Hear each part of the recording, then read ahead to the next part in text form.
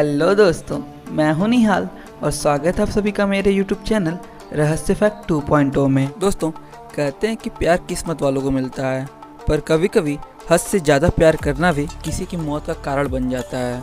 और ऐसे ही एक किस्से के बारे में मैं आपको आज की इस वीडियो में बताने वाला हूँ। दोस्तों, शाहजहां ने जिस मुमताज़ के लिए दुनिया की सबसे शानदार इमारत ताजमहल को बनवा दिया, उस मुमताज़ की मौत की दर्दनाक कहानी सुनकर आपके रोंगटे खड़े हो जाएंगे। दोस्तों, शाहजहां ने मुमताज़ को सबसे पहले मीना मजार में देखा था और इसके बाद मुमताज़ पर शाहजहां फिदा हो गए थे। दोस्तों, शाहजहां मुमताज़ को देखकर इतने ज़्यादा आकर्षित हो गए थे कि जब उन्होंने मुमताज़ से सगाई की तो उस समय मुमताज़ की उम्र मात्र 14 साल थी और दोनों की मुलाकात एक बाजार में हुई थी।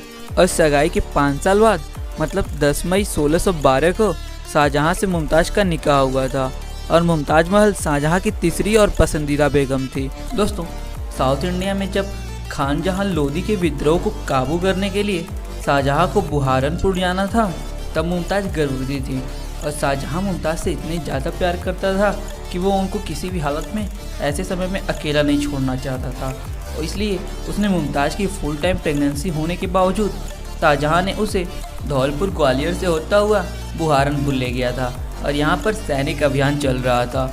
और लंबी यात्रा की वजह से मुमताज़ की हालत बेहद ख़राब हो चुकी थी और वो बुरी तरह थक गई थी और इसका असर उनके घर पर भी होने लगा था। और धीरे धीरे मुमताज़ को काफ़ी दिक्कत शुरू होने लगी। और मुमताज़ जब प्रसव पीड़ा से तड़प रही थी, उस वक्त शाहजहां डेक्कन के विद्रोह को ख़त्म करने के बाद रणनीति बना रहा था।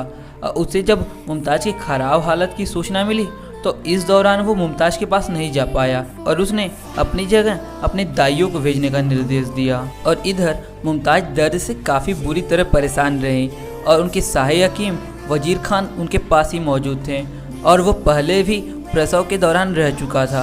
और 30 घंटे की लंबी जद्दोजहद के बाद मुमताज़ को आधी रात को एक बेटी पैदा हुई जिसका नाम गौहर आरा था। बच्ची के जन्म के बाद मुमताज़ की हालत और बेहाल हो गई और वो बुरी तरह कांपने लग गईं और उनका शरीर भी ठंडा पड़ने लगा। दाइया और हकीम मुमताज़ के शरीर से हो रहे अत्यधिक रक्तस्राव को भी नहीं रोक पा रहे थे और वो बुरी तरह तड़प रही थी।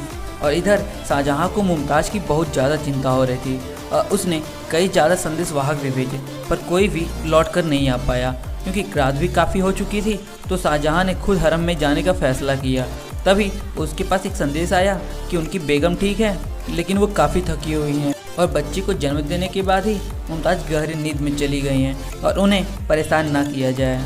शाहजहां को जब पता चला कि मुमताज़ अभी ठीक है और वो सो रही हैं, तो इसके बाद शाहजहां भी सोने के लिए अपने कमरे में अंदर चल दिए और सोने से ठीक पहले ही उनकी बेटी जहां हारा वहां पे आ पहुंची और उसने मां की बिगड़ती हालत के बारे में बताया। और जब शाहजहां हरम पहुंचा तो वहां पर उसने मुमताज़ को हकीमों से घिरा हुआ पाया और मुमताज़ काफ़ी बुरी तरह से छटपटा रही थी और वो मौत के काफ़ी करीब भी थी।